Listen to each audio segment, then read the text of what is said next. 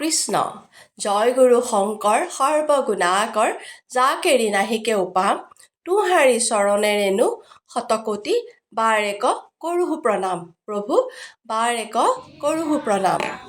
আজি আমি ভকত গোপিনী সকলো একেলগে লগ হৈ যাবলৈ ওলালোঁ মৰিগাঁও জিলাত থকা পাটেকেবৰি সত্ৰলৈ। এই পাটেকেবৰি সত্ৰখন অৱস্থিত মৰিগাঁও জিলাত মৈৰাবাৰী অঞ্চলত। আমি মৈৰাবাৰী পাবলৈ হ'লে নগাঁৱৰ ফালৰ পৰা গ'লে আমি বত্ৰদবা পাৰ হৈ মৈৰাবাৰী চেণ্টাৰৰ পৰা কলেজ ৰোডেদি সোমাই অলপ আগবাঢ়ি গৈ সোঁহাতে প্ৰায় 1-1.5 কিলোমিটাৰ সোমাই গ'লেই আমি পাম পাটেকেবৰি সত্ৰ। এয়াই পাটেকেবৰি সত্ৰখনৰ মূল প্ৰৱেশ দুৱাৰ। এই প্ৰৱেশ দুৱাৰেদি সোমাই গৈ দেখিলোঁ আহল বহল মুকলি ঠাই, য'ত দূৰণিবতীয়া যাত্ৰীসকলৰ বাবে যান বাহন ৰখাৰ অতি সুন্দৰ আৰু সুব্যৱস্থা আছে আৰু ইয়াতে দৌল উৎসৱত মেলা বহে। আমি কীৰ্তন গৃহৰ ফালে আগবাঢ়ি যাওঁতে দেখিলোঁ এয়া অতিথিশালা। অতিথিসকল আহি ইয়াত থকা আৰু খোৱাৰ ব্যৱস্থা আছে। অতিথিশালাৰ ঠিক বিপৰীত দিশতে আছে এটি পাটনাদ, যি গুৰুজনাই ব্যৱহাৰ কৰিছিলে। বৰ্তমান নিৰ্মাণ কাৰ্যৰ বাবে ঠাইখনত দেখাত কিছু সলনি হৈছে, কিন্তু পাটনাদটি একেই আছে, আগৰ দৰেই আছে। এয়া কীৰ্তন ঘৰলৈ সোমাই যোৱা মূল প্ৰৱেশ পথ। এই প্ৰৱেশ পথেদি সোমাই গ'লেই কীৰ্তন গৃহভাগ আমি দেখা পালোঁ। সুন্দৰ এক পৰিৱেশৰ মাজত কীৰ্তন গৃহভাগ অৱস্থিত। এই কীৰ্তন গৃহভাগ পকীকৰণৰ ক্ষেত্ৰত সেই সময়ৰ মন্ত্ৰী বৰ্তমান প্ৰয়াত তেখেত দিগেন বৰা ডাঙৰীয়াই নিৰ্মাণ কাৰ্যত সকলো সহায় কৰিছিলে। এই কথাসমূহ আমাৰ সত্ৰৰ পৰিচালনা সমিতিৰ পৰা আমি জানিব পাৰিছিলোঁ। সত্ৰখন বৰ্তমান থকা ঠাইত ৭৬ বিঘা মাটিৰে আগুৰি আছে আৰু ইয়াৰ চাৰিওফালে পকী বেৰ দিয়া আছে আৰু এই সত্ৰৰ বাহিৰতো যথেষ্টখিনি মাটি আছে বুলি আমাৰ সত্ৰৰ পৰা আমি গম পাইছিলোঁ। আৰু আমি কীৰ্তন গৃহৰ ভিতৰলৈ সোমাই গ'লোঁ। সোমাই গৈ দেখিলোঁ খুবেই ধুনীয়া এক পৰিৱেশ, কাৰণ ইয়াত শ্ৰীকৃষ্ণৰ শিশুলীলাৰ সকলোখিনি ইয়াত অংকিত কৰা আছে। পুতনা বধৰ পৰা ধৰি কালিয়া দমন আদি সকলোখিনিয়ে আছে আৰু দেখি সঁচাকৈ বহুত ভাল লাগিলে। আৰু ইয়াত শ্ৰীকৃষ্ণৰ দশাৱতাৰৰ ছবিও অংকন কৰা আছে, যি দশাৱতাৰ ছবি আমি যিখন প্ৰধান গেটেদি সোমাই আহিছিলোঁ, সেই প্ৰধান গেটখনতো বাহিৰফালে বা ভিতৰফালে দুয়োফালেই দশাৱতাৰ ছবি অংকন কৰা আছিলে। আৰু ইয়ালৈ ভক্ত বৈষ্ণৱসকল আহিলে শৰাই আৰু ধূপ চাকি সকলো লৈ আহিব পাৰিব। ইয়াত ভকতসকলে সেই ধূপ চাকি জ্বলোৱাৰ ব্যৱস্থা কৰি দিব। আৰু আমি এভাগ সেৱা আগবঢ়ালোঁ, গুৰুজনাৰ শ্ৰীচৰণত আশীষ ল'লোঁ আৰু বাহিৰলৈ আহি দেখিলোঁ আন এটি পাটনাদ। এই পাটনাদটি আগতে মাটিৰে নিৰ্মিত আছিলে, কাৰণ এই নাদটি গুৰুজনাই ব্যৱহাৰ কৰিছিলে আৰু বৰ্তমান সংৰক্ষণৰ বাবে পকী কৰি পেলালে। আৰু এই ঠাইত 3টি পাটনাদ থকাৰ কাৰণে এই ঠাইক পাটেকবৰী বুলিও কোৱা হৈছিলে। ব্ৰিটিছৰ শাসনকালত এই ঠাই পুনৰ উদ্ধাৰ হৈছিলে আৰু তেতিয়া এই ঠাইত এয়া কীৰ্তন গৃহ আছিলে আৰু ইয়াতে নাম প্ৰসংগ হৈছিলে আৰু বৰ্তমান পকী গৃহতেই হয়। এয়া হৈছে শিলিখা বৃক্ষ, যিজোপা শিলিখা বৃক্ষ গুৰুজনাই ব্যৱহাৰ কৰিছিল বুলি কথিতভাৱে চলি আহিছে। কিন্তু এইজোপা প্ৰায় মৃত হৈ গৈছিলে। নগাঁৱৰ এজন প্ৰাকৃতিক প্ৰেমীয়ে প্ৰাকৃতিকভাৱে চিকিৎসা কৰি এইজোপা পুনৰ জীৱিত কৰিবলৈ সক্ষম হৈছে। এয়া এক শুভ লক্ষণ, নহয়নে বাৰু? আৰু আমাৰ আইসকলে সকলোৱে চাহ জলপান গ্ৰহণ কৰি সকলোৱে অকণমান জিৰণি লৈছে আৰু মুহুদি কৰাৰ এয়া ব্যৱস্থা কৰিছে। যিহেতু আমাৰ দুপৰীয়া আহাৰৰ ব্যৱস্থা আছিল, ভকতসকলে সেই আহাৰৰ ব্যৱস্থা কৰি আছে আৰু মই সেইকাৰণে ঘৰতেই চাটনি অকণমান বনাই লৈ আহিছিলোঁ। সেই চাটনি ৰেচিপিটো আপোনালোকে ভিডিঅ'টোৰ শেষলৈ পাব।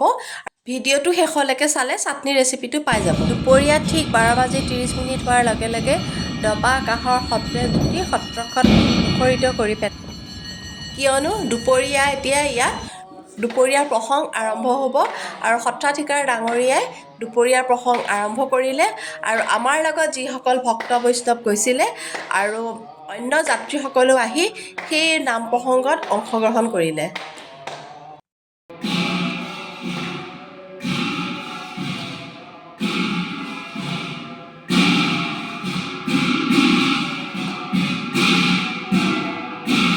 নাম প্ৰসংগৰ অন্তত প্ৰসাদ বিতৰণ, আৰু এইটোতো স্বাভাৱিক কথা। আৰু প্ৰসাদ বুলি ক'লেই আৰু ক'বই নালাগে, প্ৰসাদ যিমানেই দেখাওঁ সঁচাকৈ প্ৰসাদ দেখিলেই কিন্তু লোভ লাগে।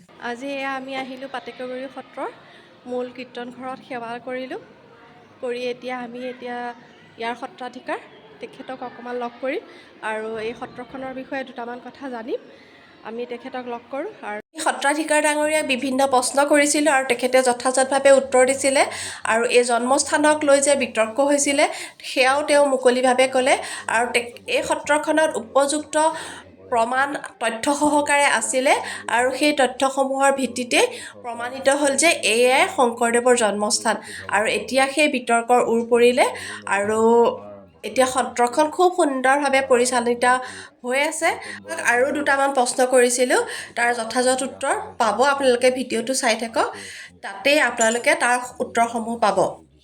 আজি মই এই ভিডিঅ'ৰ যোগেদিয়ে যিসকলে পাটেকবৰী সত্ৰলৈ অহা নাই তেখেতসকলক মই আহ্বান জনাইছোঁ, আপোনালোকে আহক এবাৰ পাটেকবৰী সত্ৰখন চাই যাওক। বৰদোৱাৰ পৰা বেছি দূৰ নহয়, মাত্ৰ আপোনালোকৰ বহুমূলীয়া 40 বা 45 মিনিট সময় যদি দিয়ে তেতিয়াহ'লে এই পাটেকবৰী সত্ৰখন আপোনালোকে চাব পাৰিব, কাৰণ বৰদোৱাৰ পৰা বেছি দূৰেই নহয়। প্ৰায়ে সকলো যাত্ৰীয়ে বৰদোৱালৈ আহে যিহেতু তাৰ পৰা অকণমান আহি এই সত্ৰখন আপোনালোকে এভুমুকি মাৰি যাব পাৰিব। ধৰক বা আমিতো ইয়াৰ পৰাই আহিছোঁ, কিন্তু ধৰক অলপ দূৰণিবতীয়া যদি ভক্তসকল আহে তেখেতসকলৰ ইয়াত থকা ব্যৱস্থা খোৱা থকাটো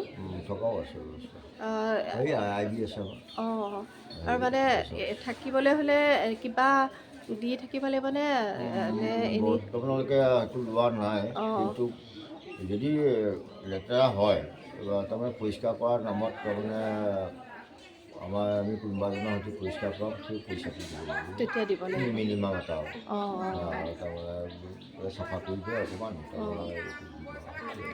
এনেই তাৰমানে ৰেণ্টটো নলয়, ৰেণ্ট হিচাপে নলয় আৰু ঠিক। তেখেতসকলে যদি ধৰক খোৱা বোৱা কৰিবলৈ হ'লে নিজে বনাই খাব লাগিব নে? নিজে বনাই খাব পাৰিব। যদি আমাৰ ফালৰ পৰা আমি তাৰমানে নিয়োগ কৰিব লাগে তেতিয়াহ'লে তেওঁ পাৰিশ্ৰমিক তেওঁক দিব লাগিব। তেতিয়া মানে আপোনালোকেও ব্যৱস্থা কৰি দিব বা তেখেতসকল আহিলে নিজেও ব্যৱস্থা কৰি ল'ব পাৰিব। নিজেও ব্যৱস্থা কৰি ল'ব পাৰিব।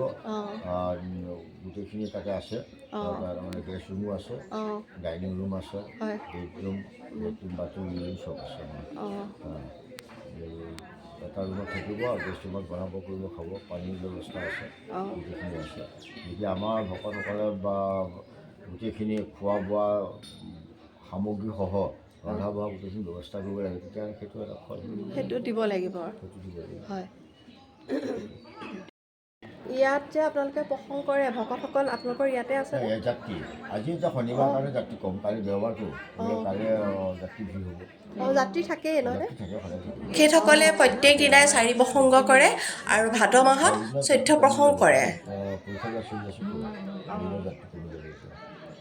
যাত্ৰী থাকে, তেখেতসকলে লগত আপোনালোকৰ লগত যাত্ৰীসকলে সহযোগ কৰে, তেনেকৈ প্ৰশংসা হৈ যায়। আমাৰ তাৰমানে প্ৰসংগত যিসকল বহিব বা কিছুমান নবহেও, তাৰমানে আমি প্ৰসংগ কৰিবলৈ আমি ধৰি লওক আমি ভকতৰ আমি চিন্তা নকৰোঁ, কাৰণ আমাৰ নিত্যকৰ্ম আমি কৰিবই লাগিব। তাতে আমাৰ যদি দুপৰীয়া প্ৰসংগত ভকতসকল বহেগৈ সেইটো আমি হেৰি নকৰোঁ। শৈল্য ভাস্কৰ্য গুৰুজনাৰ দিনৰে বুলি তেখেতসকলে আমাক জানিবলৈ দিলে। পূবৰ বেলিতেও পশ্চিমলৈ যাত্ৰা কৰিলে, গতিকে আৰু আমিও পাতেকীবাৰীৰ সুন্দৰ মধুৰ স্মৃতিসমূহ মনত লৈ আমিও আমাৰ গৃহা অভিমুখে যাত্ৰা আৰম্ভ কৰিলোঁ।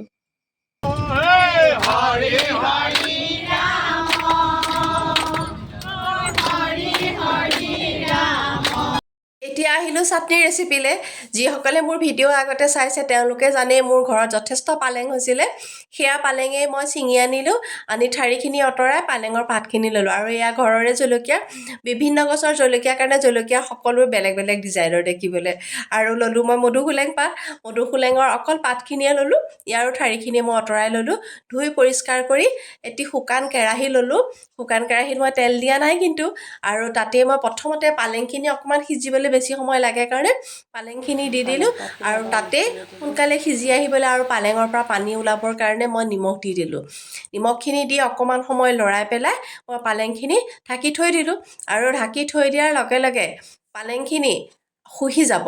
এতিয়া ঢাকোন খুলিলে আমি গম পাম পালেং গৈ কেৰাহীৰ তল পাবগৈ। এয়া চাওক, কেৰাহীৰ তল পালেগৈ আৰু যথেষ্ট পানী ওলাইছে পালেংখিনি এয়া সিজিয়েই গ'ল এই পালেংখিনি সিজি যোৱাৰ কাৰণে ইয়াতে মই এতিয়া মধুসোলেং পাতখিনি দি দিম এয়া কেঁচাকৈও বনাই খাব পাৰি কিন্তু আজি মই নহৰু আদা একোৱেই ব্যৱহাৰ কৰা নাই গতিকে মই অকণমান এনেকৈ বনালোঁ আৰু এনেকৈ বনালে তেতিয়া পালেঙৰ যিটো গোন্ধ সেই গোন্ধটো নোলায় আৰু খুব এটা ধুনীয়া গোন্ধ ওলায় আৰু এইখিনি মোৰ সিজি গ'ল আৰু পানী ওলাই গ'ল মধুসোলেঙৰ পৰাও পানী ওলাই গ'ল গতিকে এইখিনি এতিয়া ঠাণ্ডা কৰিব লাগিব সেইখিনি ঠাণ্ডা হোৱাৰ পাছতে মই ধনিয়া অলপ পিচি ল'লোঁ পানী দি পেলাই আৰু তাৰপিছত জলকীয়াখিনি দিলোঁ আৰু যিখিনি মই এইখিনি সিজাই থৈছিলোঁ সেইখিনি মিক্সি জাৰত দি পেলাই পিচি দিলে মোৰ চাটনি তৈয়াৰ হৈ যাব আৰু আজি মোৰ ভিডিঅ'টো আপোনালোকে কেনেকুৱা পালে নিশ্চয় কমেণ্ট কৰি জনাব যিসকলে মোৰ ভিডিঅ'টো ছাবস্ক্ৰাইব কৰা নাই তেওঁলোকে নিশ্চয় আজি ছাবস্ক্ৰাইব এটা কৰি দিব বুলি আশা কৰিলোঁ পুনৰ নতুন ভিডিঅ'লৈ আপোনালোকৰ মাজলৈ আহি আছোঁ